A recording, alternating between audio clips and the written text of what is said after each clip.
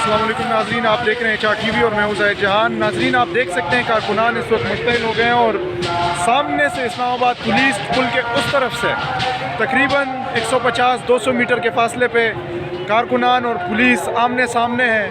वो तैयार खड़े हैं कि उनको जो भी आगे अहकामात मिलेंगे कि शेल फायर करें तो वो शेल फायर कर देंगे, क्योंकि पहले जो इमरान खान को नायल किया गया था तो वो ये मकाम है जिस पे शदीद आंसू गैस के शेल बरसाए गए थे कारकुनान पे, और एक बार फिर यहाँ पे कारकुनान जमा है।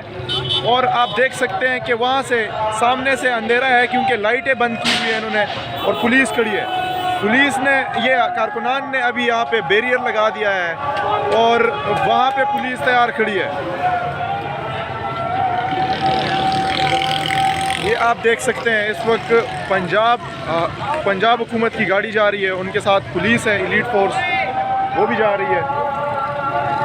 और यहाँ पे आप देख सकते हैं कारकुनान को।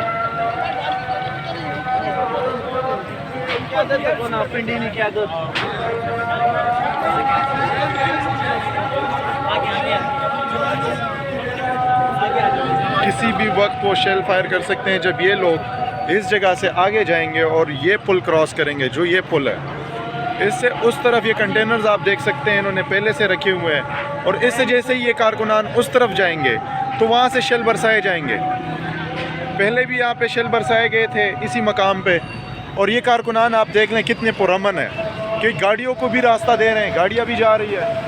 और अपने कारकुनान की जो इत्ला के लिए उन्होंने वो बैरियर रखा है, लोहे का बोट टाइप है, और वो रखने की वजह यही है कि वो पुलिस जो है वो कारकुनान आगे ना जा सके और पुलिस से कन्फ्रंटेशन ना हो सके, क्योंकि इस वक्त पहले ही कारकुनान मुश्तइल है। अगर उस तरफ जाते हैं तो खून खराबे होने की भी खबरें हैं कि खून खराबा हो सकता है, और वाकई हो सकता है क्योंकि 200 मीटर के फासले पे पुलिस और कारकुनान आमने सामने आएंगे तो दोनों तरफ से खून खराबा होगा, ज़ख्मी होंगे लोग।